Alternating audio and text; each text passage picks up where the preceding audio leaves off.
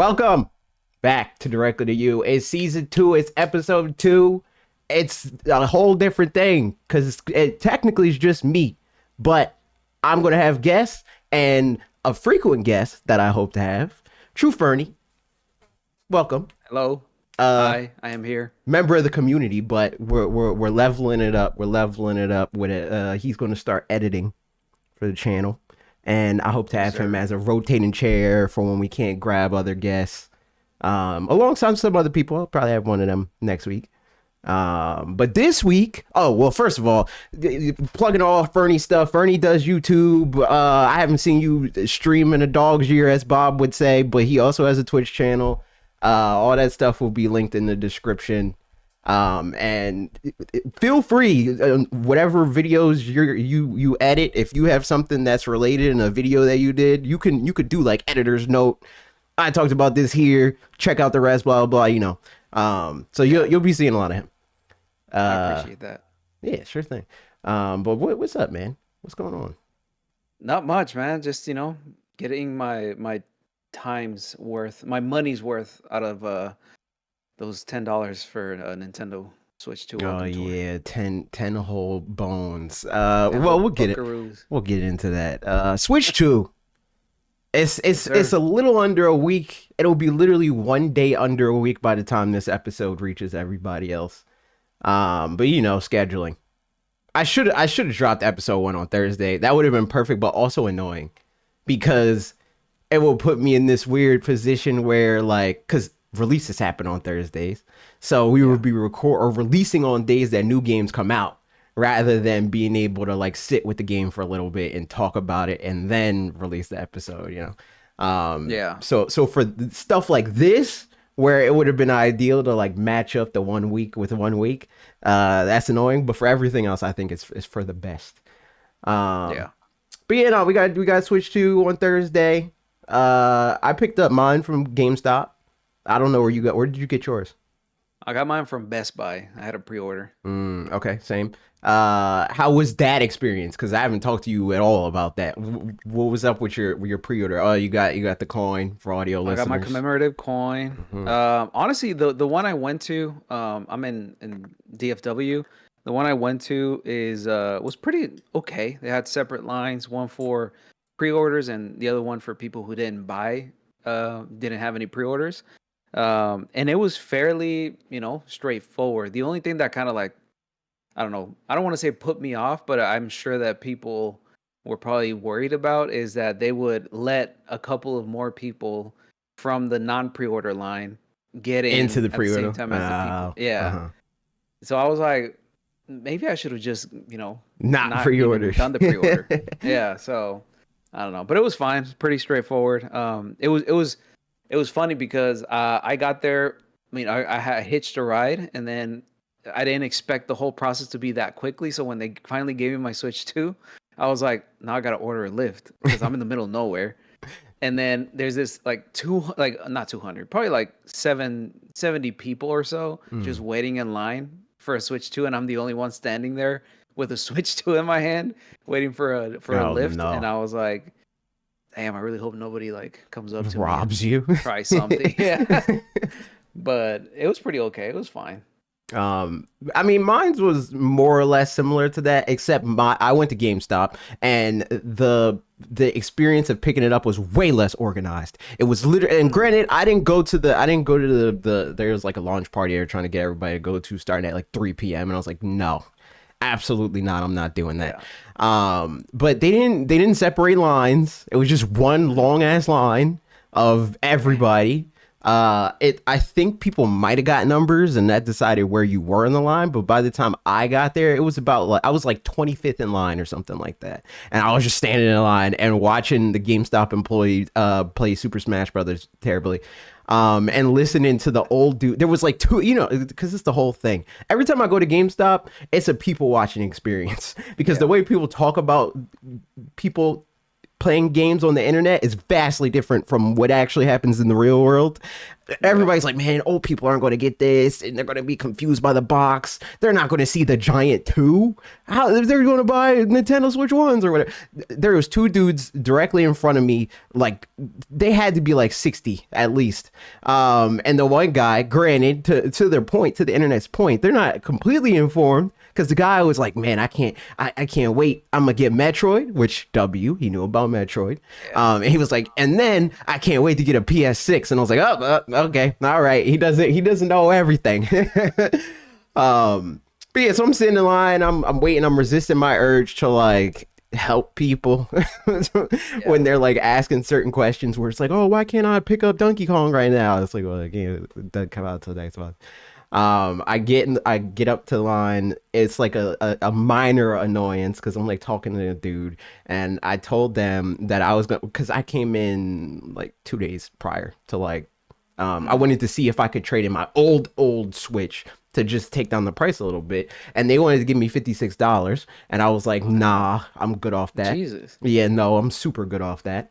That I was expecting to take a little bit less than I would if I just sold it on eBay, but not that much less. I could get like 150 at least on if I sell it on Amazon or eBay or something like that. So I was like, nope, absolutely not. But I told them, I was like, all right, I'm gonna come back and I'm gonna pay the rest of this off because I was having issues with my card because I'm getting my card renewed. My card renewed at the worst possible time to get the Nintendo Switch. So I was like, all right, I gotta finagle this a little bit. So I came back.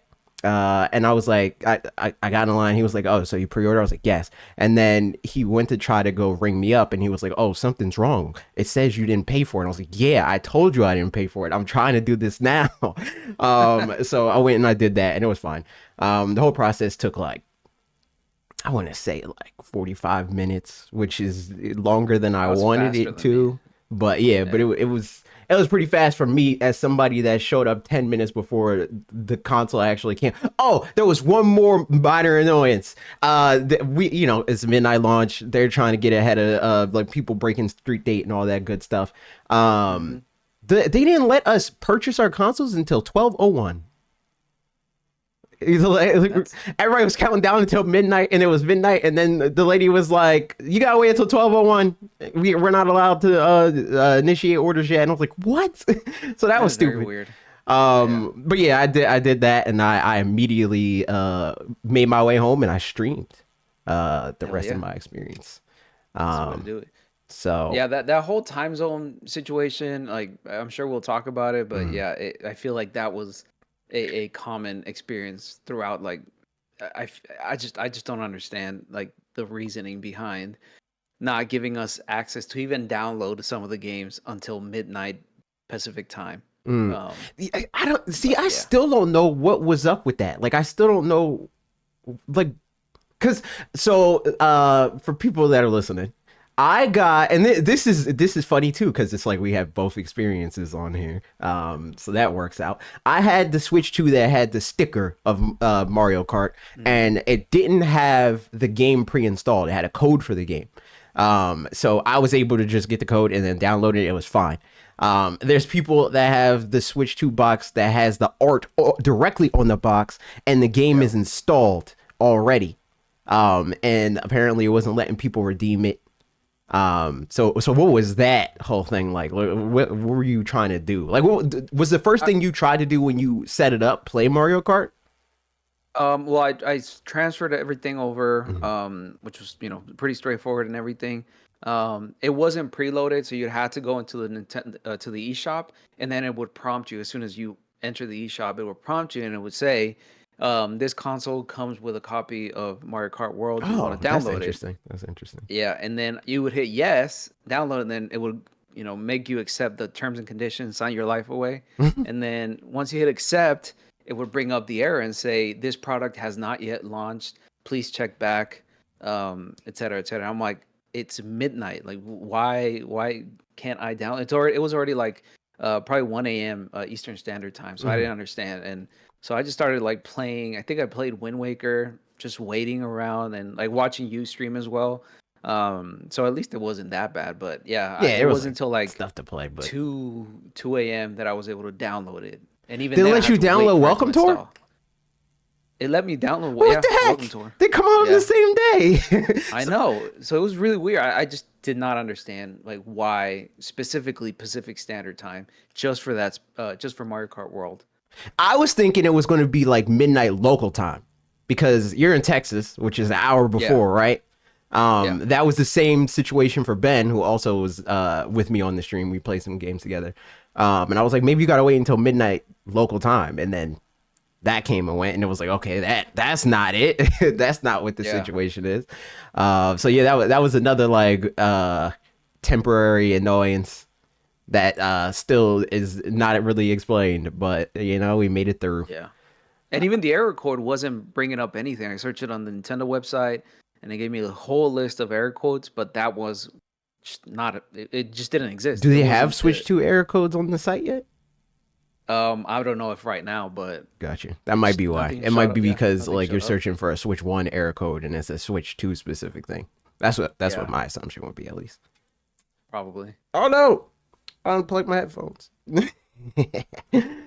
Oh, okay, I can hear now. All right. But yeah, no. Yeah. So after so you played Wind Waker, you said. That was like what you did the whole Yes. time between when you could play Mario Kart, or did you bounce around and do other stuff before then? I, I bounced around first and foremost. Like I made it my personal mission to replay Breath of the Wild for like the fifth time now. On the playing the Nintendo Switch 2 version. So I went ahead and downloaded that. Again, another thing that was a little confusing because the eShop doesn't like prominently say if if you have a expansion pack subscription, you can just download it here. Mm. The only thing I could see was that big giant $10 price tag, and I was like, I thought this was free. So it just add that annoyance of not being able to download Mario Kart World, having paid for Nintendo Welcome Tour, and I'm like, ooh, y'all, Nintendo's really testing my patience right now. But I was able to find it, and I checked that out a little bit. I know you also did on your stream. I was about to say, I'm so you more must in. have did it like earlier. Because like when Yes, I did it, I immediately saw that it was like because I saw the $10 thing and then I was like, what? And then I immediately scanned over and was like, oh, it's here. And then I went through and I downloaded the thing. yeah. Yeah. I mean, I love the Nintendo Switch 2 version, but I'm more Mm. interested in you. I'm not in I can never gauge how much of a Zelda fan you are. So I'm always interested to hear what people who aren't huge Zelda nerds um think about the Nintendo Switch 2 version. So I mean, to answer your question, I like Zelda a decent amount. I like the world, I like the franchise, I like all that stuff. Um, but like gameplay wise, a lot of the games miss the mark for me because of all the myriad of things that I talk about when I'm annoyed by the video game. Uh, Yeah, yeah. Funnily enough, a lot of the things that annoy me about Zelda also annoy me about Pokemon. So I'm hoping that we're on the same or at least like a similar roadmap because it took Yeah. Zelda 30 years to make a unanimously, as far as I'm concerned, unanimously like unilaterally phenomenal Zelda game. Maybe we get a phenomenal Pokemon game at the 30 year. Yeah. um, but yeah, no. I just so you just were like testing the performance and stuff like that for Zelda. Uh, Mostly. okay. And I did it on because I mostly play my games on my in my desk, Mhm. and I have it all going through a capture card. So I mostly check that out on the actual handheld because I know the screen on the handheld can actually reproduce 120 FPS, and it looks amazing. I'm very surprised with just it's a completely different game in my opinion. I might be embellishing it a little bit, but to me, it's worthy of a second or fifth replay at this point. It just looks that good to me. And also I did a little bit of setting. Scrounged the internet. HDR apparently isn't like something that just is ready to be for you to be able to access it right off the box out of the box from the Nintendo Switch 2. Mhm. So I did some finagling there with the settings for HDR, tested it on an actual I think it is a 4K monitor. I'm not entirely sure. 4K monitor, and it just looks incredible. It looks amazing. So, yeah, that's mostly what I did while I waited for Mario Kart World to download for the first night at least. And then we played Mario Kart World with you. I played with you and Ben, and Mhm. Kicked both of y'all's asses. So. That is true. He did do that. He did do that indeed. In fairness, I'm a bit out of practice because I have a deep disdain in my heart for Mario Kart 8 Deluxe. Getting back in the swing of things. But yeah, no. So my experience, well, it was all streamed, so some of you guys already know this. But the first thing I wanted to do was play Welcome Tour. That was the first thing I wanted to do. But Ben peer pressured me into playing Soul Calibur. So we did Link Mirrors in Soul Calibur 2 because that's the only character in the game as far as I'm concerned. And I got the W in that. And then I think I tested the Switch 2 edition games after that, but the timeline's a little fuzzy for me as far as like what exact order I did. But I just jumped in, I walked around a little bit and all the things, and I moved on. I also the day after, or I guess later in the day technically, I went with my friend, well, Dusty, who was on episode 1 of the season 2 relaunch. He was streaming Pokemon because he's a Pokemon guy, and it like reinvented his life, which I feel like is the sentiment that a lot of people have. But for me, I'm just like, okay, because like to me, I don't care, and I talk about this a lot. I don't care about how Pokemon runs. I don't, and that's because it's a menu simulator. It doesn't matter to me until it impacts my gameplay. That's when it's going to be like, oh my god, the game runs so smooth. Like if the first time I played Legends ZA runs like Scarlet and Violet runs, or runs on the original Switch, then I get that whole like, oh my god, my life is better now. But it was kind of like how I felt about Breath of the Wild and Tears of the Kingdom, where it's like, oh okay, this definitely runs smoother and looks better. But that's kind of the extent of it for me. It doesn't make me want to replay it. I'm gonna like revisit it when I have ideas or plans to do different things. Like me and Lee and Trev and Mars are going to play it to finish out the Soul Link and like do that sort of thing. But it's not the kind of situation where it's like, oh, it's a whole new game now, I can actually finish it. I already put like 700 hours into this video game. So I'm not really chomping at the bit to replay. I haven't checked out. Mm-hmm. I haven't checked out the Scarlet and Violet on the Nintendo Switch 2. Look, it's just the differences are just that performance. Basically, like the resolution's higher, the performance is better, more Pokemon spawn, that sort of thing. Nice. Solid frame rate. That's the extent of the enhancements for the Switch 2 edition. It's significantly smoother. It is definitely significantly smoother, for sure. Absolutely. I'm not saying it's not. What I'm saying is I just don't care. Like I just don't care that much because it never really bothered me. Like I'm bothered way more by other things that it just never really was on my radar. I'm just like, yeah, Pokemon sucks. Welcome aboard. I already felt that way. You're 30 years late. Yeah, exactly. I feel that because that's one of the same things that I did a kind of like my first impressions of Mario Kart, and that's one of the caveats that I said is going forward. I feel that especially if you're going to be reviewing or talking about first party Nintendo games, it's going to be a given that everything's going to run way better on the Nintendo Switch 2. Right. That is like it's nothing. It's like it's redundant at this point to talk about it unless it's like crazy. The game ran at like 480. The game didn't even work. Like if Arc, somebody need to test Arc to see if that game runs at freaking 1440p, 60 frames per second or whatever, because that would be a story. That game runs in like 480i at like 15 frames per second. Like that's the actual game that people act like Scarlet and Violet. That game is actually unplayable. It's not immersion breaking. It's literally unplayable. Let's see if games like that become playable. But it's all dependent on like how the game is programmed. Like if it didn't have an unlocked frame rate, GG's, you're kind of cooked. But we are seeing that certain games that do have unlocked play. Like I saw a Digital Foundry video. They were talking about Arkham Knight, which was one of those examples of like this game is unplayable, and now it's like it's serviceable because the game had an unlocked frame rate. So just the spec bump helped it. They didn't need to do any extra work other than getting it to work in the first place. So that's cool. I still need to check out more of those things. I mess around with Smash too. Smash feels a little bit smoother, but I don't know if that's just placebo or not.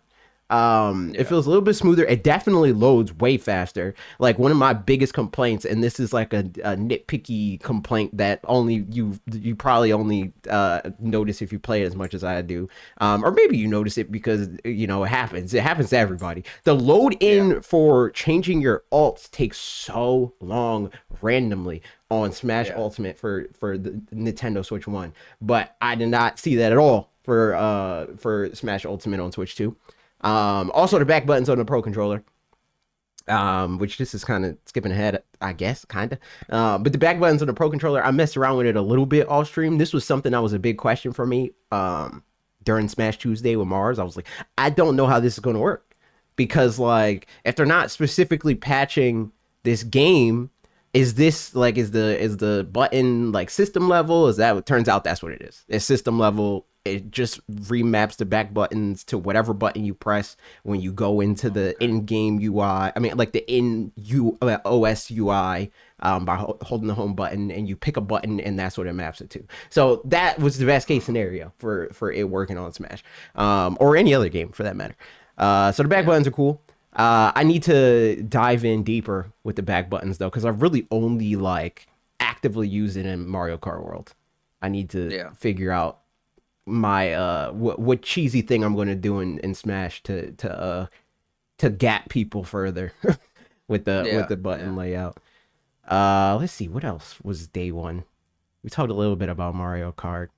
Welcome Tour. We didn't talk about Welcome Tour. Welcome Welcome tour. Tour. Yeah. You finished this, right? You like completed it. I'm at the last portion of the Oh, game. okay. Mm-hmm. Game slash demo Yeah, yeah, presentation. yeah, yeah. It's a weird thing. I mean, I would call it a game. It has multiple games within it. If WarioWare is a That's game, this is a game. yeah. I just I mean, d- how about you go first? Because I just feel like I'm gonna be a negative I mean, uh you can go first. about Go this. You for it. sure? Yeah. All right, cool. I think this is it made me very interested in product design. Mm-hmm. It made me very. It also, I feel personally that Nintendo should have they included this as a packing game. It would have done way more benefit to them long term in PR or whatever, to ease the whole controversy surrounding the this console release. Just because a lot of the features that they explained throughout this whole present or demo game, it there are really cool features that I wasn't aware that the Switch 2 had. I didn't know, for example, this is probably not that cool, but I just found it really interesting. You can you can put the Joy Cons backwards. You can put them, Mm-hmm. uh, you know, they don't have You can put them a forward, correct way. backwards, upside down. Yeah, Yeah. and again, I know it serves almost no purpose, but I Yet. know that some people there might be people who freak out with Mm-hmm. their children messing it up or That could connecting it definitely be like incorrectly. a accessibility thing too, I think. That's Um, true. Yeah. I didn't think about that mm-hmm. actually. Yeah. Yeah. So yeah, there's little things here and there that I was, wow, I didn't know that Nintendo Switch does this. I didn't know that, there's a reason why the chip is put in this area of the console. There's a reason why yada yada yada. Like it really goes into detail and it's very transparent to show just how this console is designed and just the technology that goes behind this piece of hardware is very it was very very interesting. It's something that I didn't expect from Nintendo, giving you a whole 3D modeled version of the console for you to explore. If you're interested, if it's a little overwhelming, for example, for you to crack open a Joy-Con, as it was for me the first time, this kind of makes it a little bit more digestible to understand what's inside a Joy-Con, what's inside the screen, how it all attaches together, which was very surprising for me to see Nintendo being this open about their product. So there's a lot of good things about Nintendo Switch 2 Welcome Tour. Um, I just eh, I don't know. I just don't understand the strategy behind charging for it, or at least like $10. Like Okay. I don't want to get into like the whole pricing Yeah. controversy and stuff, Mm-hmm. but I don't know. It's just a very interesting piece of software that I feel that if more people had, if everyone had access to it right out of the box, would be amazing. I believe. So this is what I'll say. Because I mean, I agree with most of your sentiments. I just disagree with where you come out on the other side. Because it's like people think of these pack-in game, and I have a whole video planned about this. That's the welcome tour video at the end of the day. I don't really want to review it because I think the game's not a type of game that you review. But I want to use it as a framework to talk about why pack-in games exist. Because people fundamentally like misunderstand them. I think Reggie, his heart was like in the right place. He meant well, but like many marketing strategies in the gaming industry, it poisoned the well and irrevocably damaged the way that people think about things in a way that's like just toxic to engage with on the internet. Pack-in games are not a favor. They never were. Yeah. And what like the Wii needed Wii Sports. Yeah. Nintendo was in dire straits as far as console gaming is concerned. They had 2 back-to-back flops for consoles. They're pivoting fully. They're like, okay, we can't do this console thing in the same way that we tried to do it in the first place. We're not getting the SNES and definitely not NES numbers anymore. We got to try something different, right? Yeah. How are people going to receive this? They're not even buying our traditional thing. How are we going to explain to them why they should buy this new, entirely different thing when they don't even want to buy the thing from us that they do understand? Oh, that's how we do it. Wii Sports. We explain to them how this works because we need them to understand how it works. Fast forward Nintendo Switch 2. Who needs to understand how Nintendo Switch 2 works to buy it? Nobody.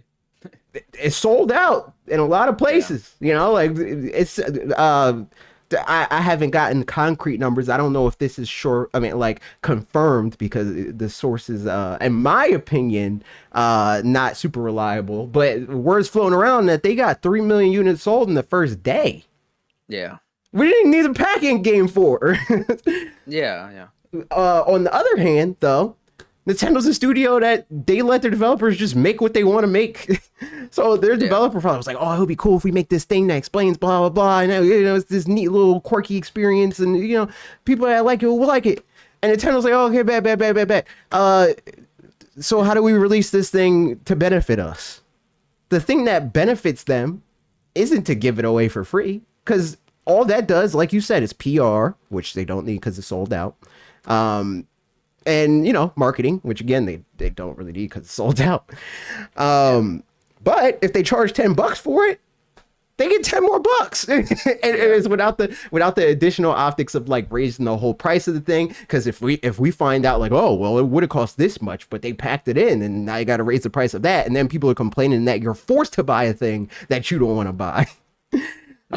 So it's just like, I think that's really the problem with it. It's like, in this scenario, and I'm seeing this a lot attached to Nintendo Switch 2 with this game and Mario Kart, where I see a lot of people rushing to like speed running to affirm that the thing that they don't want to want isn't worth wanting. So they buy the thing to confirm the thing that they already believe, which is going to be easier for you to believe if you go in with that assumption that it's not worth the money that you're spending, to be like, to look for the first thing to be like, yep, this isn't worth it. People are doing it with Mario Kart, where I've been seeing people post like Mario Kart. Yep, turns out it's not worth $80. I said, return it. That's what I've just been telling. Return people. Return it. Salute emoji. Return it. Yeah. If it's not worth your money, return it. But you know what? That's calling their bluff because it is worth it, and that's why they won't return it. Yeah. Because it is worth it. Yeah. It would be nice as a consumer, you know, just as a human being, it would be nice to get the thing for free. Absolutely. I agree with that. But I just disagree with the framing that it's like owed to us on any level. And this isn't me like making a defense for them or anything like that. This is just me understanding economics and knowing that I am a consumer and my right is to say that I do want to buy something or I don't want to buy something. Yeah. It's not that like, oh, I want this thing, but I don't really want to pay for it. So I'm going to demand to get it for free. Like if that's how the world works, food would be free, electricity would be free, Water would be free. But the first thing we're complaining about is Nintendo Switch 2 welcome tour. No, I know. Like, come on, man. Yeah. And I think a lot of people, and I hope you understand this. I'm not just saying this to you. I'm just. It's an easy jumping off point to explain the situation. I think a lot of people explain this situation backwards, where they're like, well, yeah, everything's more expensive, so Nintendo should know that and make things cheaper. And it's like, no, that's not how it works. Because not only are they not your government, and it's not their job to do that, they're also impacted by the fact that things are more expensive. They have to pay for those things. And yes, they are a multi-billion-dollar corporation, but they are a corporation. So they exist to make money. They don't exist to do anybody favors. So if it costs more money to make that money, the same money that they would be expecting to make when things aren't rising in price, they need to raise their prices, you know? So it's like, I get people that genuinely do not think that this is worth paying for. I understand that. What I don't get is, if you actually believe that, why are you buying it? Like, don't buy it. It makes a little bit more sense for you because you make content and stuff like that. That's totally fair. But I think for the general public, this whole like the desire to buy to dunk on thing is stupid. Yeah, like, you know how you stick it to the man, you don't buy the thing. Yeah, and I agree with that sentiment. I'm behind that as well. It's a very weird. I don't even want to call it like parasocial, but there is that. That's what it is. It is parasocial. Yeah, that relationship with a company that I'm like, why do you believe that Nintendo should be basically giving these things out? Like, screw 8+ years of research and development. We just love our fans. Let's just give it to why? $350. You know why? It's because other companies that are not Nintendo and not selling their games at the same velocity as Nintendo use that as their marketing strategy. Yeah. They're like, we're for the gamers, so our thing is cheaper. Marketing, but that's what it is. It's marketing. It's like they're not actually your friend. They just want to sell you Crash Bandicoot at the same velocity that Nintendo is selling you Mario, and they know that Crash Bandicoot does not have the market share of Mario. Because you better believe that if they could just sell you Crash 1 for $60, they would do it. They would do it. They would do it. I promise you they would do it. But they're in boardrooms. They're in boardrooms being like, okay, we want to make X amount of dollars. How many more units do you think we'll make if this is $20 cheaper? And the math worked out for them. But the math isn't going to work out for Nintendo. If they're like, okay, if we don't make Mario Kart World $10 more expensive, how many more people will buy it? The math didn't work out. The math didn't math. And where it did math is for the console itself, where they're like, okay, and that's why it's there. It's like, all right, so how do we get more people to want to buy this more expensive thing? We drop the price of the thing that we have control over. And we bundle that in, and by virtue, that makes buying the console more appealing. That's the whole thing. Like, that's the point. It's all marketing, for better or worse. And I just wish people removed the parasocial aspect of it, because it's like so ironic. It's so ironic to like be me, right, and be like, even if I don't think something's worth for me, right, like Donkey Kong Returns HD. I didn't think that was worth my $60. So you know what I did? I didn't buy it. Yeah. It's just that simple. I don't gotta scream from the rooftops, it's not worth the money, because they're not going to drop the price for me. Like, people aren't going to not buy it. It's still sold over 1 million copies at that $60. Yeah. It wasn't worth my time or my money, so I didn't buy it. And it's a very weird media landscape and consumer nowadays for gaming. It's a very unique industry in that sense. There's that weird relationship between company and consumer that I just don't see it replicated in any other place. For sure. Nerds are parasocial. Yeah. But all of that aside, I had a good time with the game. I'm having a good time with the game. I wish that it was... I just wish there was an easier way to record locally on the Switch. Because I want to... or stream locally on the Switch, I should say.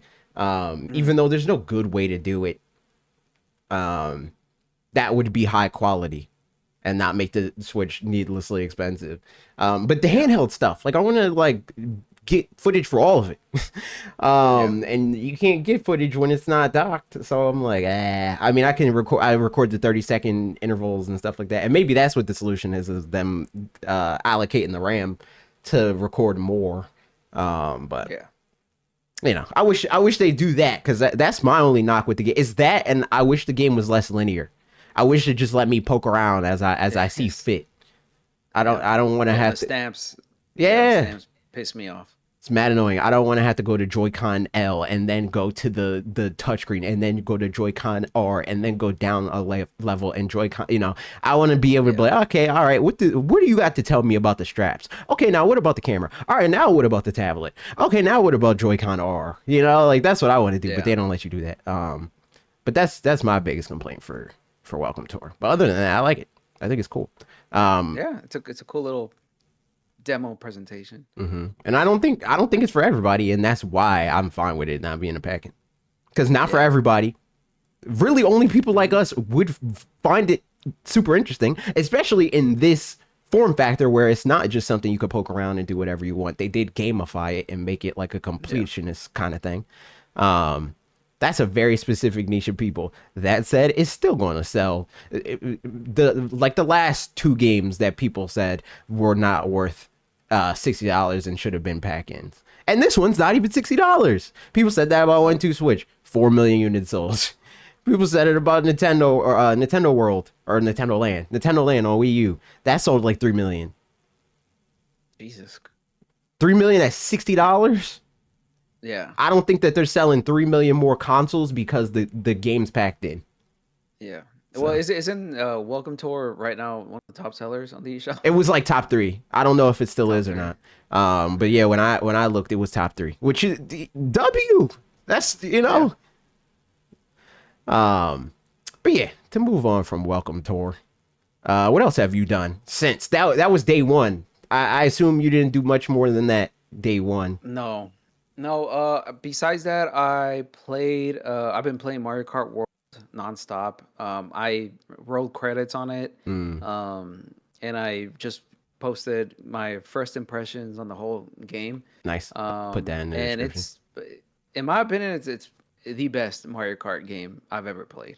So I agree. I don't know. I find it way more charming than Mario Kart 8 Deluxe. I find it that it has a more cohesive, I want to say vision or pathway than Mario Kart 8, because Mario Kart 8 has all like, vision. Period is my thing. Yeah.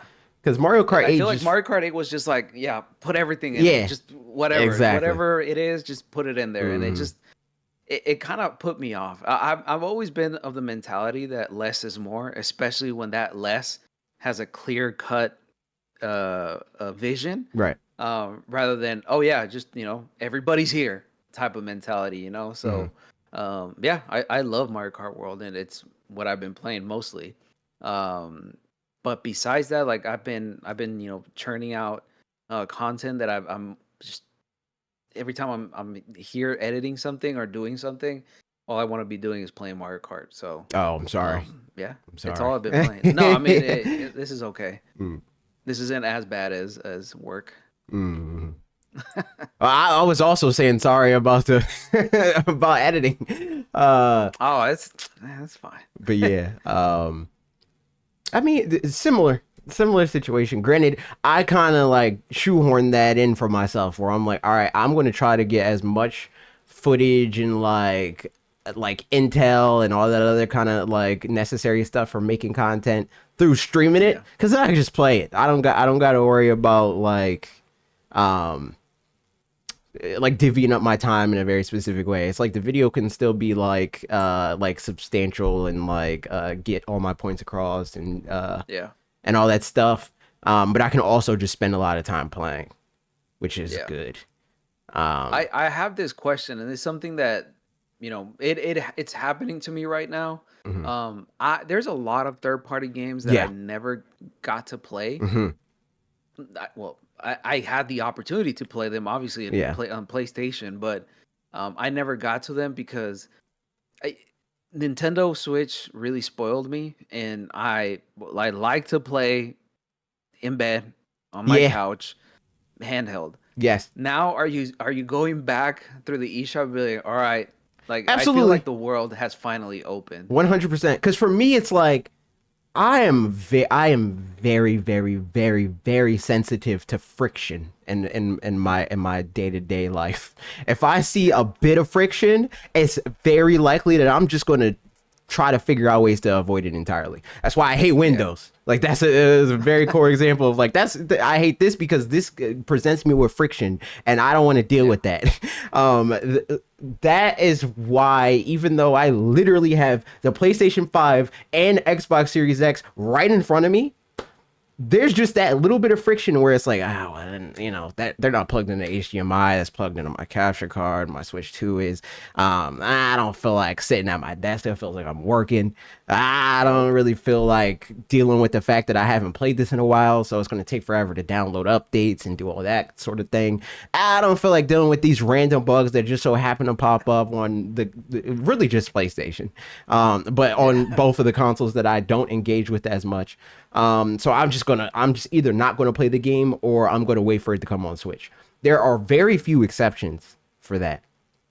One of which is if my friends want to play a specific game and it's not available on Switch, I'll usually be like, okay, I'll eat that bullet and we'll play the video Yeah. game unless it's on PC, in which case I'm like, nope, not doing that. I got the Steam Deck to try to make it frictionless, but that didn't work either. So usually, if they want to play a PC game, it's nope, not doing that. But if it's on PlayStation and it's free, which means that I'm gonna pay for PlayStation Plus, which that's another consideration. I'm like, okay, fine, I'll play it. Or I don't need PlayStation Plus if it's free. For like Fortnite and like that sort of thing, I'll play that. Marvel Rivals is what I play on my PlayStation the most. Or if it's on Game Pass, that used to be my thing, but they're on the BDS list. Do your Googles because I don't want this video to get nuked. And that makes me want to engage with Xbox less. Yeah. So both of those things combined, I think that is recipe for me. And also, I'm not a pixel peeper. Like I can tell when a game isn't like 60 FPS and all that other kind of crap. But to me, it's just like, does the game play? Can I play the game and Yeah. does how the game perform get in the way of me playing it? Yeah. I don't care about those like subjective like, oh, it broke my immersion things. Like for me, I don't care about that. I know I'm playing a video game. I don't really care what the performance is. I always am intimately aware with the fact that I am playing a video game. Yeah. So for me, it's just like, all right, will this game make me lose with how it runs? And if that answer is no, then I'm down to play it on Switch. Yeah. And now Switch 2 just allows me that answer to be no more often, and I'm down for that. And Yeah. also, for me specifically, it's just easier to get the game because there's a higher chance that I can get the code. Like even There if you it's go. something that I like can't necessarily fit into my budget or whatever, I can just hit up the develop like Cyberpunk. I'm trying to get the code for Cyberpunk right now. Like I would probably buy the game anyway eventually, but I'm gonna play it way sooner if I can get the code. Yeah. And then make video and all that other kind of stuff. It's a great game. Yeah, I have it on Xbox, but Oh, you already played it. Okay. yeah, I played a little bit. I like stopped because when I got it on Xbox, it was broken. Yeah. So I like played it a little bit and then I was like, nope, not liking this. And then I got my refund from Amazon. But since it was from Amazon, I still have the game. W. Yeah, so because I got it digitally from Amazon. If I got it from Xbox, Yeah. then they would have took it. They would have been like, nope, can't have this no more. But since I got it from Amazon, it was like, well, we can't reuse the code, so Yeah. GG's. But yeah, no, I want to revisit that. I'm hoping to get Street Fighter 6 so that I could play it more often because I like that That's game a another one I lot. really want to test out. But it's just one of those games that like fell by the wayside because it's like friction. If this was on Yeah. Switch, I would boot this up all the time. But because I gotta set up my Xbox when I feel like playing, it's just like not really trying to do that. So yeah, I'm excited for that too. I'm excited for more third party games that I am going to want to play, and like the additional layer of like it's easier for me to justify playing a game if I can make a video about it. Yeah. Yeah. Yeah, same for me. I'm that mental block of, oh, I just don't want to deal with all that. It's gone now that I'm able to either get it on Switch or just wait for it because I know it's gonna get ported over. I feel like everybody's gonna want their game on the Switch too. Yeah. Speaking of that, did you see the this is a little bit of a tangent. I still got more thoughts on the hardware and all the other kind of stuff. Yep. But did you watch the Summer Game Fest festivities? I saw the main stream on Friday. Okay, so you saw that. Did you see Xboxes? No, I did You not. gotta watch I Xboxes. was They had the best presentation, and it's not even close. really. It's not even close. It is better than everything that we saw combined, and I'm including PlayStation State of Play in this. They had a Oh, okay. crazy presentation, but also it's because Okay. they bought half of the industry. So like it was bound to happen eventually. But yeah, so a big talking point for that for the Summer Game Fest is we didn't see a whole lot of Switch 2. I think we might have saw the Switch 2 logo like once throughout the Mm, whole weekend. And there's a lot of people doomering about that. Where it's like, oh no, we're not going to get ports. But you also got to consider the fact that like Nintendo's usually like, nah, we want to talk about this first. yeah, So we'll yeah, probably see most of these games. Like I can see a lot of these games getting confirmed for Switch 2. yeah, But Nintendo wanting to be the ones in charge of that. Man, like we know for sure, like Xbox themselves have said that they're releasing games for the Switch 2. But we didn't see those games during their presentation. So that says to me, yeah, if Xbox is not even announcing their games in their presentation for Switch 2, Nintendo's like, nah, bro, we want that at ours.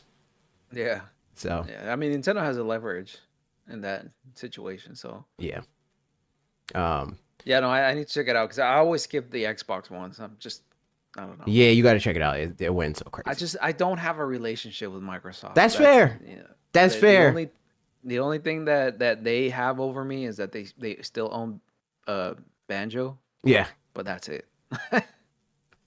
You know, like any other IP that they have since purchased. I like Minecraft, but it's not, I'm not gonna You know, buy like a Xbox Series X Bethesda for it. and Activision, and it dawned on me, and I never thought about this directly since they had this acquisition that they own Tony Hawk now. Yeah, I was like, they do. Tony Hawk being an Xbox game is crazy. Why? Yeah, Like yeah, what? I don't like. They could do a Smash clone and genuinely put Tony Hawk as a Xbox rep now if they wanted to, and that's insane to me. they're gonna have Tony Hawk churning out games like till he's 80 years old. I mean, he wants that is the thing. That's the Poor funny one. man. I know Um, his knees hurt. hey man, that brother, he wants a video game more than anybody.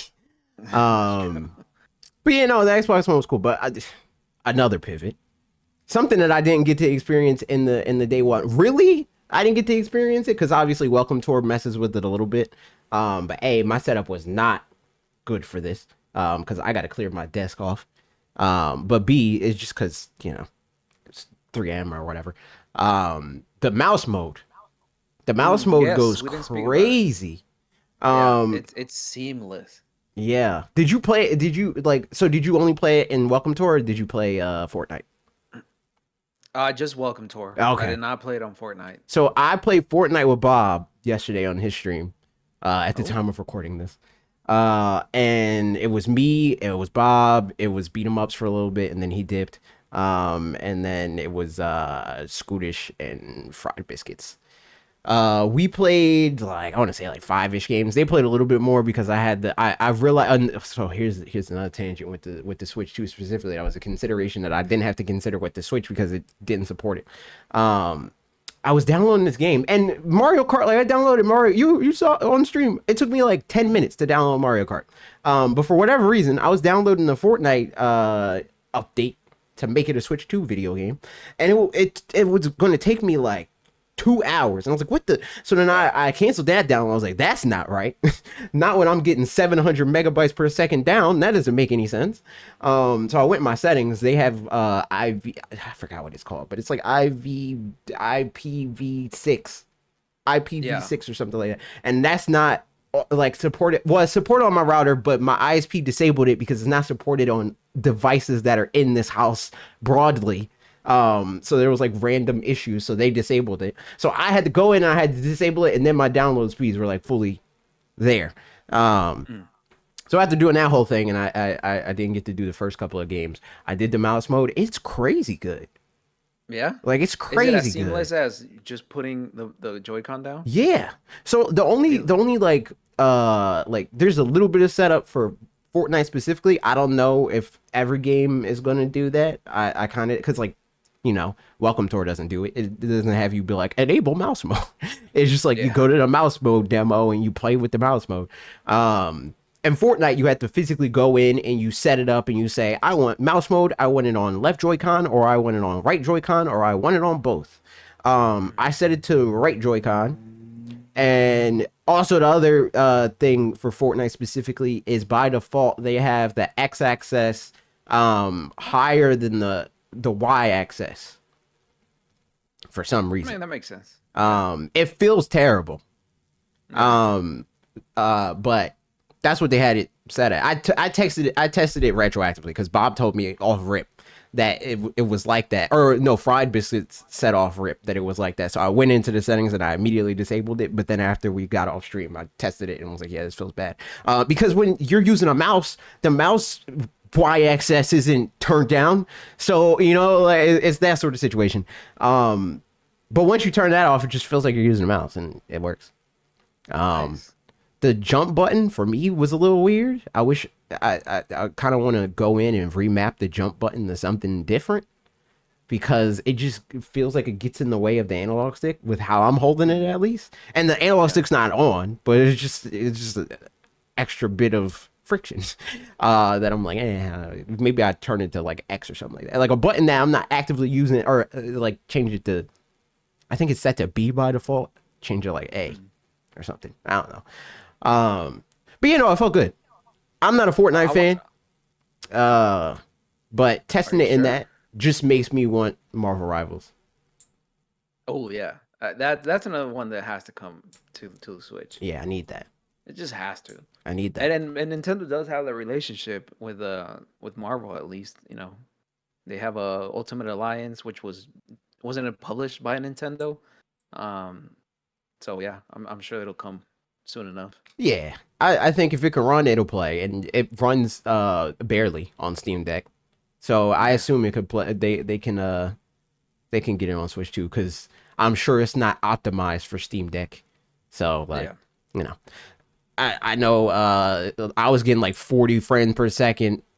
I think Ben gets like 50-ish on the OLED. Or no, he doesn't even have the OLED. He has the faster he has the high, how the OLED, like they had the 64 gigabyte and then the higher storage one that have faster Yeah. hard drive. That's what he has. He has faster hard drive. So his runs a little bit better than mine, but it's still not good enough for me. So that's why I refuse to play that on my Steam Deck.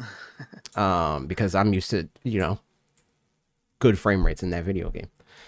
So Yeah. yeah, hopefully it comes to Switch too, because really that's the main game that like I immediately am like, oh, I want to play this like that. Because I know a lot of people prefer using mouse and keyboard. I hate mouse and keyboard because keyboard feels terrible, but the mouse makes sense to me. I think that makes complete It's a sense game changer. for Yeah. aiming, but for movement, keyboard sucks. So having best of both worlds of like having the control and movement of a controller while also having the aiming of a mouse, that just it's ridiculous. That's crazy. Yeah. I would love to play a game that I actively play like that.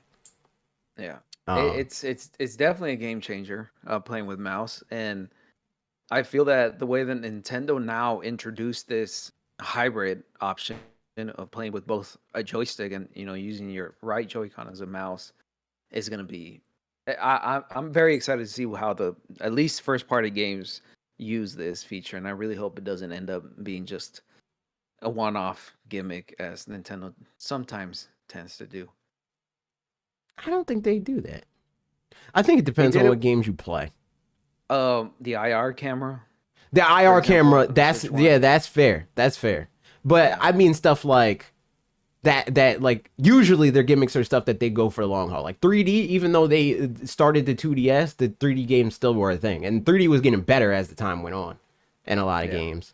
Like motion aiming and stuff like that in the Wii. They did Wii Motion Plus. They usually double down on the gimmick more often than Mm. not. The IR sensor I feel like is one of the few examples where they don't use it. And the gamepad is another example where they kind of dropped the ball initially. It was kind of like with everything else, where it's like the gamepad came out, they didn't really know what to do with it. Games started to come out later that's like, oh, okay, that's the value of this, but then it died.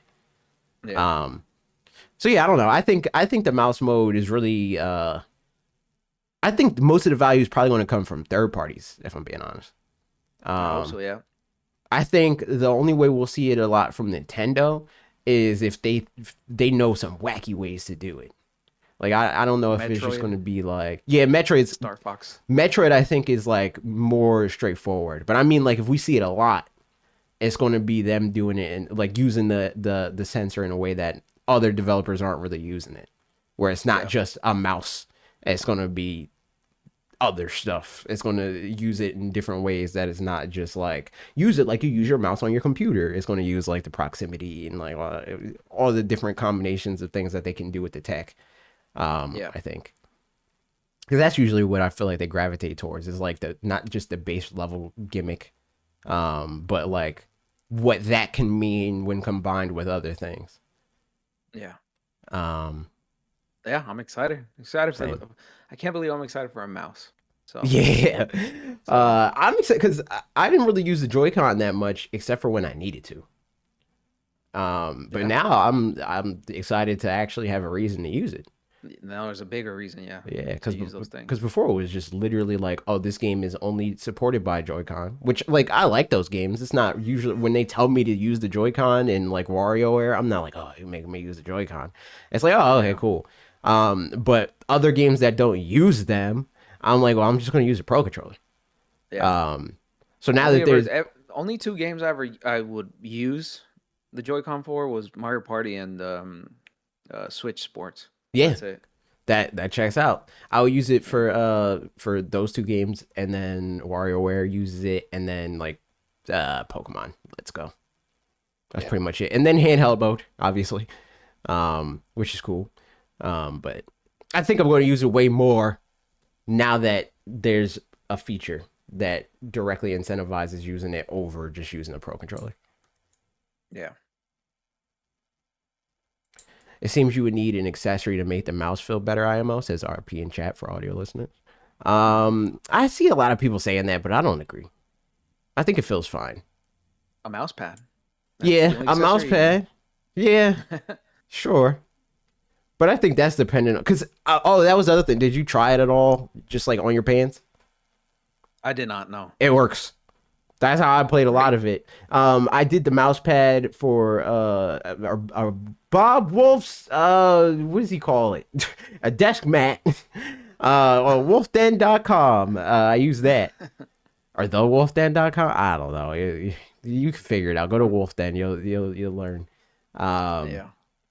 I use that, and because again, I gotta clear my desk to actually like properly use it. So I did in like a janky way. I just moved stuff over, and then I like draped it off of the edge of the desk. And I was like, yeah, this works.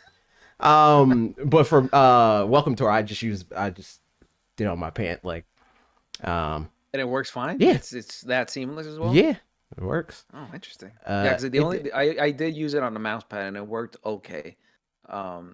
Did you mess with your sensitivity at all? No, I did not. I turned my sensitivity. So on system level, you could set it. It's 3 different levels. There's low, medium, and high. By default, it's medium. I set it to high. Yeah. And it's been good since I did that. Because Welcome Tour, when I first played it, I was like, yeah, I don't really like this. And then I set it to high, and I was like, oh, okay, I get it. Yep, it changes everything. Yeah. Oh, you know what? Speaking of Welcome Tour, that kind of gives me exactly what I was thinking about in terms of like how I can see Nintendo wanting to use it more often. Like the golf mini game is a good example where most developers are going to just use the mouse. Nintendo's going to combine motion with it for sure. 1,000,000% they're combining motion with it as much as they can. I hope they revisit what's it called? Mario Golf Rush, whatever it's called. Oh yeah, they could do a like a Switch 2 edition if they wanted to. That'd be cool. That's an easy one. Yeah, I think that's the easy one. I think Pokemon's the easy one. Even if it's just for menu navigation and like going through your boxes and whatnot. I think that Splatoon could be sick with the mouse That's mode. another one I really want to test out. It still doesn't have mouse support, right? Nah. Yeah, that one it would also benefit immensely from mouse mode. I need to try Splatoon 3. I doubt that it improves the issues that game has because it's connection issues. And I think that that's more on Splatoon 3's individual servers than it is on the Switch itself. But maybe, I don't know. I should test it just to confirm. And okay. So that's another thing that I didn't really talk about. At least, to you, or in that first stream or so far. When I got my Switch, I was like, my Switch 2, I was like, I'm fine. It has 256 gigabytes. The games that I want to play on Switch 2 is like X amount of gigabytes, and I have more than enough. I'm gonna have more than enough left over. I was not factoring in Switch 1 games at all. Yeah. I was exclusively thinking about Switch 2. And then I was like, damn, I have no space. Because if I want to install even 10, 15 games from Switch and also install all the games that I want from Switch 2, I have no room. And I have hundreds of games. I don't want all of them, but I want the go-to ones. And I'm like, I want to put, Smash on here and Pokemon and Zeldas and all that stuff. Yeah, 256 gigabytes is not a lot. It's not. In today's day and age. Yeah, it's not. And literally right now I'm packing because I'm traveling tomorrow. And I'm taking my camera, and I found that I actually own two SD micro SD express cards. Mm-hmm. So I'm like, oh, great. Nice. And I don't use my GoPro anymore. So I'm like, yeah, all right. How big are they? I don't have to worry about that. They're only 64 gigs. Oh, so you're gonna be sweat. That's basically a Switch card. I can fit one Fortnite in there. Yeah, you can't even fit. What's the biggest game? Street Fighter. You can't fit the full Street Fighter.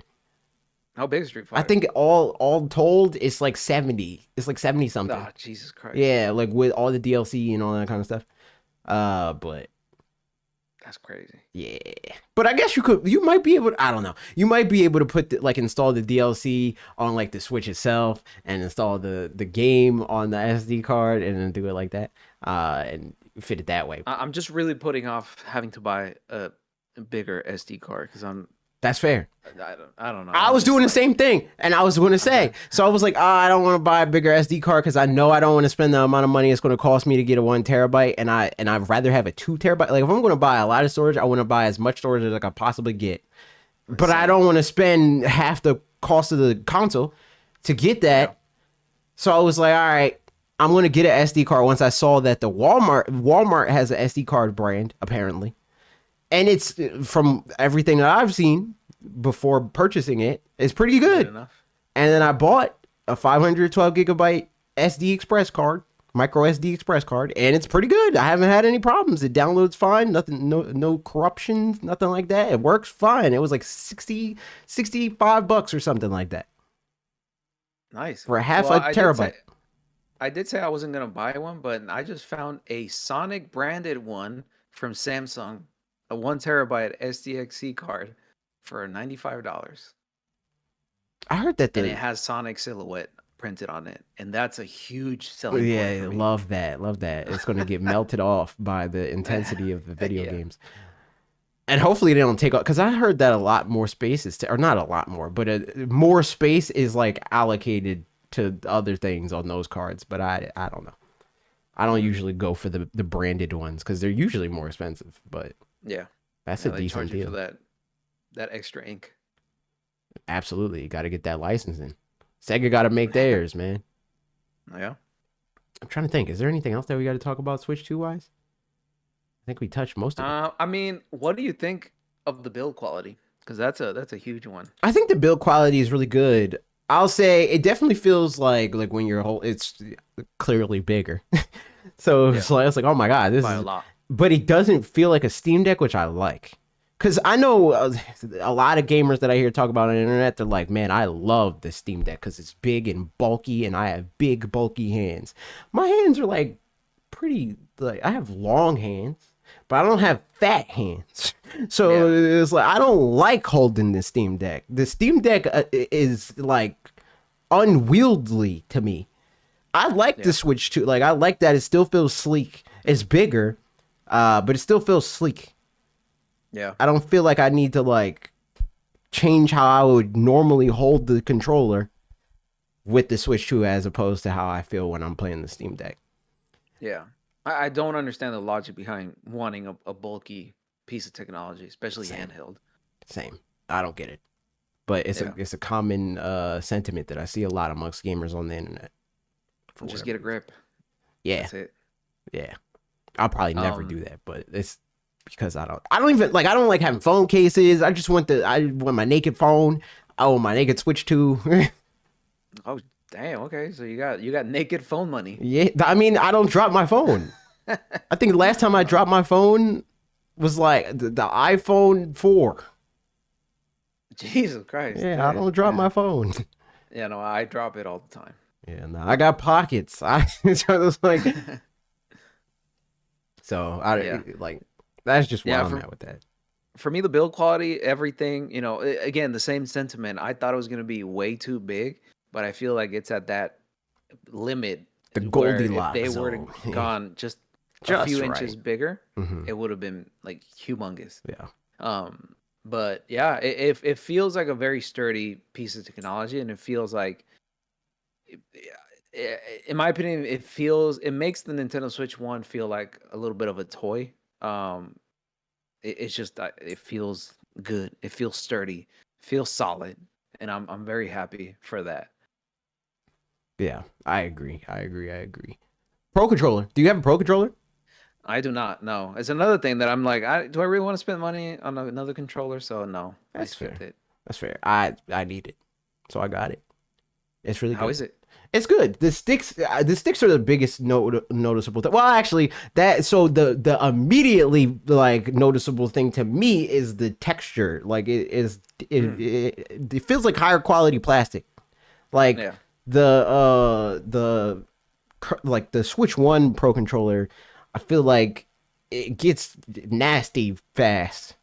yeah. Whereas this one, it doesn't feel like that will happen. It feels closer to like how the Xbox controller feels, the Xbox Mm, Series controller, I should say. Whereas like the Switch One Pro controller is like textured, yeah. and I I don't got really rid of like the that. shell of my Pro controller, so I don't even remember what it feels like. Oh, I okay, changed it completely. gotcha. I was supposed to get a shell changed, courtesy of Bob Wolf, but he had different plans with the controllers, like a whole thing. So it's just gonna Mm, be a Switch Two controller at this point. there you go. But it feels great, and the sticks feel better. For I don't know, it's apparently a new stick box. Like it's like a different tech. It's not Hall Yeah. Effect, but it's like some other build.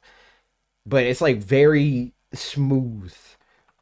Like they spent a long time and like asked developer article being like we didn't want there to be loud noise. It's for like kind of what they went through in the welcome tour, where it's like Hmm. they're trying to limit the amount of like sound that will Yeah. play on the mic on the console itself. I don't know why they did that for the pro controller because it doesn't have a mic in it, but it's another one of those things where they just made it that much more smooth.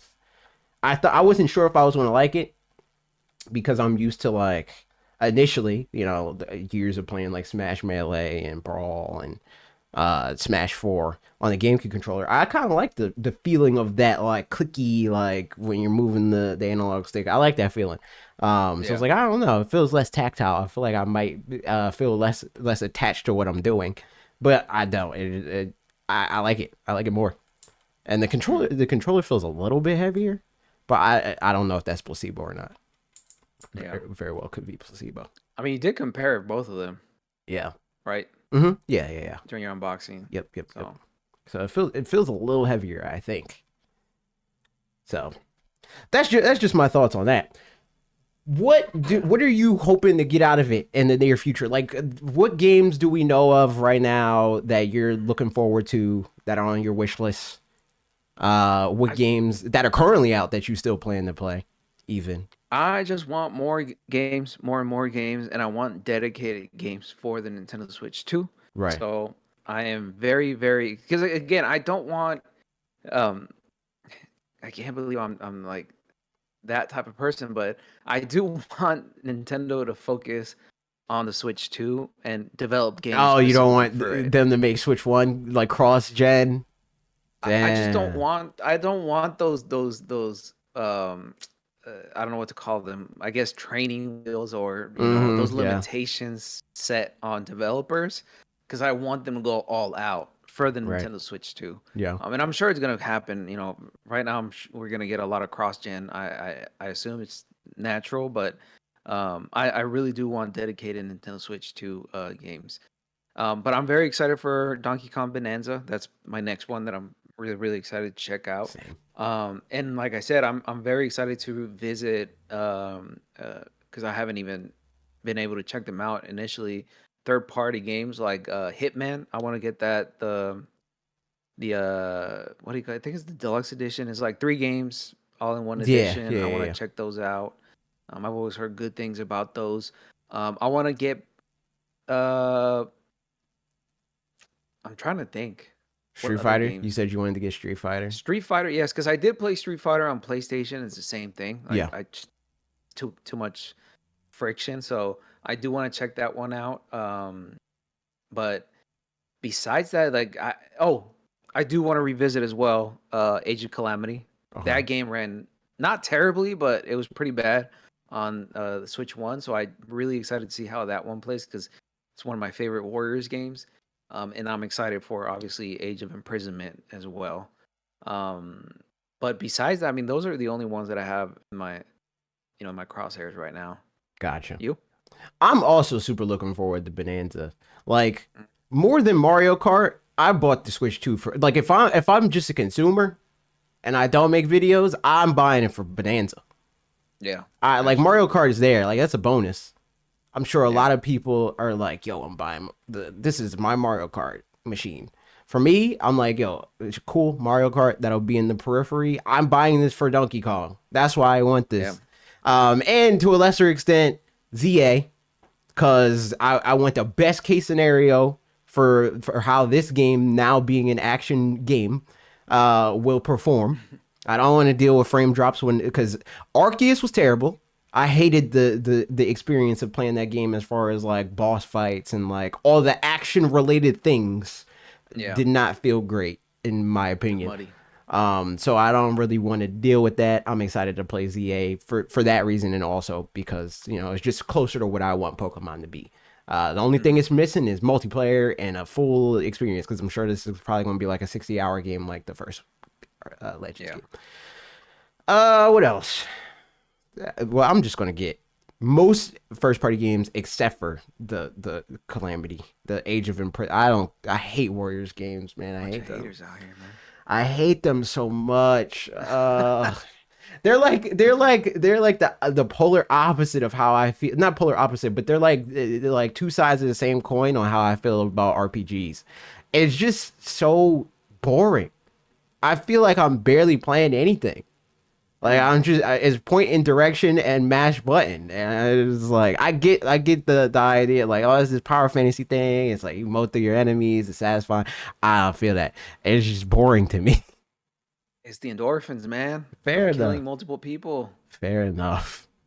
I just can't. And also it's burned by Age of Calamity because I bought that game. The first one Nintendo sent to me, I didn't like it. They sent me they didn't send me Age of Calamity. I purchased Age of Calamity. I didn't like that. And I was angry because the reason why I bought it is because they said that it was going to have story implications for Tears of the Kingdom, and it did not.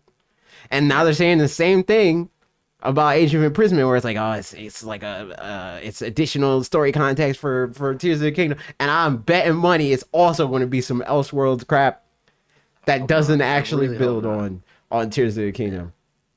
Yeah. I hope not. If it's canon stuff, then I might suffer through it because I do want to know. But if it's more Elseworld stuff, it just gives me another reason to not want to buy it. So I'm gonna wait. I'm gonna wait on you. You tell me. I'll tell you. Yes. Yeah, I need. But I mean, I'm very biased. Like, don't listen to me at the same time. Well, don't tell. No, no, no. I'm not going to listen to you if you say that the game's good. I just want to know if they build on any lore. If the game is like canon. If the game like if it adds any context to Tears of the Kingdom. I'm not going to listen to you if you're like, man, this game's really fun, because we're already diametrically opposed on that video game. We don't agree, Yeah. which is fair. If you could summarize the internet, isn't that I don't care that you think it's good. Yeah, I mean, that's just kind of what it is. And see, but here's the thing. The difference is I don't care that you think it's good genuinely, which means like you think it's good and that's good for you and that's good. I'm not going to fight you on it. You think it's good and it's good to you. But to me, it's just not my thing. So I'm good. I'm going to pass. Yeah. Yeah, it's definitely one of the biggest weaknesses of Age of Calamity story. They messed it up. Yeah, they fumbled. It's good, but the implications, why even do it, you know? They fumbled, man. Yeah. They fumbled. They did, like, it feels like how I feel about also What If, like Marvel's What If. Because I'm thinking that that's going to be a little different. I didn't think it was going to be this canon thing. It's the opposite problem, actually, where it's like they tried to make it a whole story, where I feel like it would have been better if it was just random scenarios of like, yo, what if this happened? What if this happened? What if it? But they made it so everything built into this one thing, and I think it made it worse.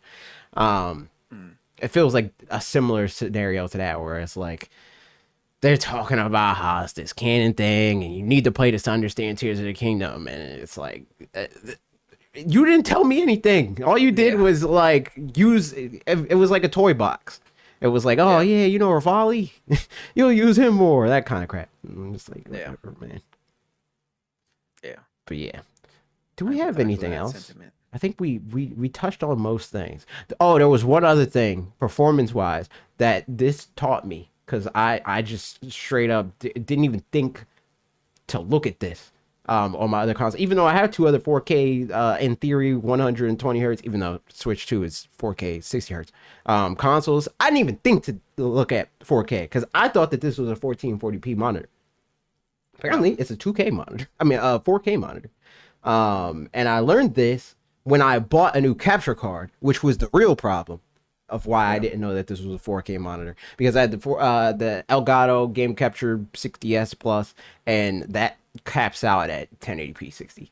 But that's the one I have. This one does 4K. It does 4K 60 capture, but it does 4K 120 pass through. So it's 4K. It's the Elgato 60X. They're not paying me. I'm not on their partner thing. So don't buy it. But it's good, but don't buy it. But it works. It works for me. And so I was like messing with it, and I'm like, okay, I'm like trying to figure out what's happening with Switch 2 and stuff like that. And I'm trying to set it to be, because I know Switch 2 doesn't support 4K 120 FPS. It supports 1440 120 FPS. So I'm trying to set my Switch 2 dock to that. And it's weird because it's like there's no content that runs at that spec. So everything was telling me that it wasn't working. Like when you go to like your output, the output that your HDMI is that your dock is getting from the HDMI, it tells me it's like in theory you could get 120 hertz, but that's not what we're getting. So I'm like, what the heck? And I look at my monitor, and it also says I'm only getting 60 hertz. I'm getting the 4K. Or the 1440p in this scenario. Yeah. But I wasn't getting the 60 hertz. I mean, I wasn't getting the 120 hertz. It's because the only game right now, to my knowledge, that supports 120 hertz is Welcome Tour. And it specifically only supports 120 FPS when you're doing a 120 FPS demo. The demo, yeah. Yeah. So I spent so long like thinking that my settings are because like I'll say, even for the PlayStation and the Xbox, which is a big reason why I didn't know that this monitor did a lot of what it did, on top of the capture card thing. But when I got the capture card, I was like, I solved this initial problem, I thought, I did. Spoilers. When I bought the capture card, because I was like, okay, let me test it and make sure that 4K 120 works. So I went in and I went to go set it up. Turns out out the box, the 4KX doesn't support 4K 1440p 120 frames per second. So I had to go and look up tutorials. You had to go do this whole thing where you like change your output settings or something like that to like, instead of it being merged, you get it it's internal or something like that. I think the setting is, and then you got to change your color range, because the color range is like set to like automatic or maybe the lowest setting. You got to change your color range to the highest setting specifically, and then you can enable 120 hertz 1440p. So I did all that, and then I was like, okay, so what the heck? And I thought that I had to finagle with it more. I thought that it was the capture card, but that's what the problem is. It's because Welcome Tour is the only game that supports 120 FPS right now. Yeah, currently, yeah. Yeah, so. And Metroid Prime, whenever it comes out. But yeah, Metroid Prime 4 Beyond. Those are the only two ones, yeah. Yep. So that's where we're at right now. Yeah. I think the chat, Twitch chat. If you're listening, if you're a podcast listener, you didn't know, I'm on twitch.tv/watch redirect. You could watch this podcast live. Currently, we record live on Mondays. That's the current game plan, but I'm flexible on that end. Really just needs to be before Wednesday or before Thursday, technically, because as long as it's 24 hours before, it needs to go up. So that's the current thing. But anyway, Twitch chat, you got any questions? What's up? Thoughts? Anything you want us to touch on? If not, we're ending this. So speak now or forever hold your peace. Yes. I'm giving you 60 seconds. During the 60 seconds, you got anything that you want to plug specifically that we already talked about? No, just my YouTube channel at True Fernie. Been rolling out Switch 2 content. Did first 24 hours with the Nintendo Switch, Mario Kart World impressions slash review, because I did go pretty in depth into some things. But yeah, I mean, besides that, I'm just gonna be rolling out more of the gaming content, more of these video essays. I want to get back into scripting more stuff. Cause I'm kind of slowly crawling myself back into gaming, Right. making gaming content, because I was doing sneaker content for a little while, and that was well and fine, but it's way more expensive to make sneaker content than gaming content. So, yeah. Okay. All right. So we have one question from Edward. That doesn't feel relevant to this, but he said, did you see the Spawnwave video titled "Here's What's Inside a Switch 2 Game Key Cartridge"? Nope. I don't really watch like the only Nintendo related content that I watch is from my friends. I don't watch content for information, because I'm getting the same stuff that I'm talking to you about is where they get their information 9 times out of 10. I don't need to hear it from them usually. And the game key card situation is just not really relevant to me, because I don't do physical games. I'm all digital with every platform that I have, unless forced otherwise. The only time I got a physical game is if I get it from a developer and they send me a physical game, or if it's a game that literally is only physical. Like the only Switch 1 cartridge that I have is for Labo VR kit. That's the only cartridge I have. That's gonna be worth a lot of money in like 15 years. Yeah, like 15 years, I'm gonna get bread. Spawnwave took apart Mario Kart World, Street Fighter 6, and Cyberpunk cartridges apart and found that Street Fighter motherboard had a QR code on. I tried scanning it on my TV, but it didn't work. Gotcha. Fair enough. All right, well, that's it. Like, comment, subscribe on this channel if you're on youtube.com. Even if you're not on youtube.com, if you're on podcast services, go to youtube.com. Go to youtube.com/watch redirect and youtube.com/directly to you and youtube.com/true Fernie, and click the subscribe button. Click the like buttons on all the things. Share it with your friends.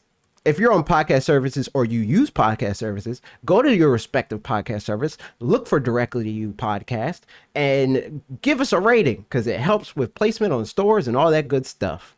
Ben suggested that I should have Will do this preamble, or I guess post amble. I don't know what that's called. He's very good at outros. He is good at outros. I'll have him on the show at some point, and maybe we'll can it. I don't know, but I also just like freestyling it. I know people used to like that with the intro. But anyway, yeah, like, comment, subscribe, do all that stuff. Share with your friends. Goodbye.